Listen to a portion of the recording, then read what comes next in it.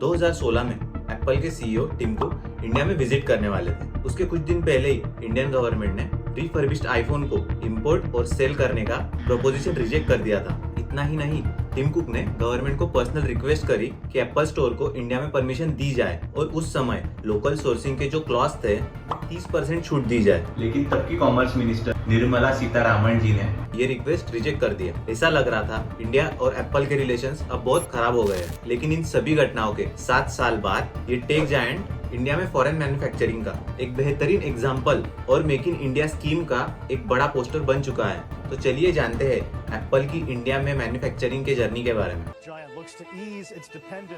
on China. Apple's big bet on India could start to yield some real results. Apple has bet big on India since it began iPhone assembly in the country in 2017. Welcome to Inside Blend, where we read between the lines. आज हम जानेंगे Apple जैसी बड़ी company जब India में manufacturing के लिए entry करने जा रही थी तब उसे किन दिक्कतों का सामना करना पड़ा और उसने ये सारे मुसीबतों को पार करते हुए कैसे दूसरी कंपनीज के लिए एग्जाम्पल सेट किया। 2016 में against all the odds Apple ने इंडिया के पीएलआई स्कीम पर एक्सपेक्टेशन से बड़ा बेट किया।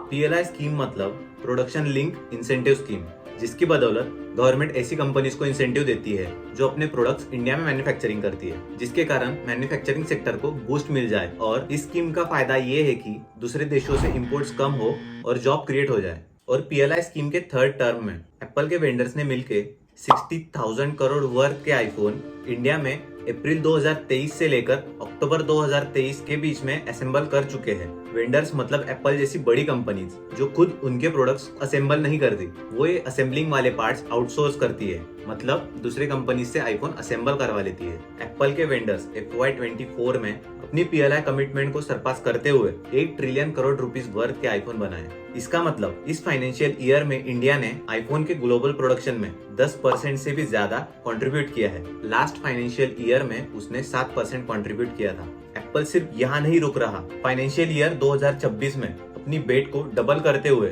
2 ट्रिलियन करोड़ रुपीस का प्रोजेक्शन एप्पल ने रखा है। इसका मतलब पूरी दुनिया में एक्सपोर्ट होने वाले आईफोन्स में आधे आईफोन्स इंडिया से एक्सपोर्ट हो गए।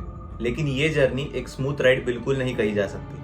एप्पल 3 सालों तक गवर्नमेंट के साथ लोकल सोर्सिंग रूल्स और ग्लोबल सप्लाई चेन के रूल्स के ऊपर निगोशिएशंस कर रही थी। ऐसे चैलेंजेस को ओवरकम कर रही थी कि तभी 2020 में इंडिया चाइना के रिलेशंस बिगड़ गए। तब एप्पल ने चाइना के ऊपर ज्यादा रिले करने से अच्छा टाटा ग्रुप के साथ कोलैबोरेट कर लिया और अपनी सप्लाई चेन को डाइवर्सिफाई कर लिया। इन सभी चैलेंजेस को ओवरकम करने के बाद अब एप्पल लोकलाइजेशन पर जोर दे रही है, मतलब मैन्युफैक्चरिंग के लिए जो रिसोर्सेज लगते हैं वो इंडिया से ही लेना। लेकिन जैसे जैसे लोकलाइजेशन पर जोर दे रहा है वैसे वैसे चैलेंजेस भी बढ़ते जा रहे हैं, क्योंकि लोकलाइजेशन में कुछ कमियां हैं, जैसे कि स्किल्ड लेबर, टेक्नोलॉजी और इंडियन सप्लायर के द्वारा रिजेक्शन रेट को कम करने की चुनौतियां। और इसके बारे में कंपनी ने गवर्नमेंट को लेटर देकर सूचित कर दिया है। अगर इंडिया में बहुत बड़े स्केल की मैन्युफैक्चरिंग को अचीव करना है तो एप्पल के वेंडर्स को चाइनीज मेगा फैक्ट्री के सक्सेस को स्टडी करके इंडिया में रेप्लिकेट करना होगा। फॉक्सकॉन लिमिटेड जैसा बहुत ही बड़ा मैन्युफैक्चरिंग प्लांट चाइना के जंगजोउ में है, वैसा अगर इंडिया में चाहिए तो एक्सपर्ट्स का मानना है कि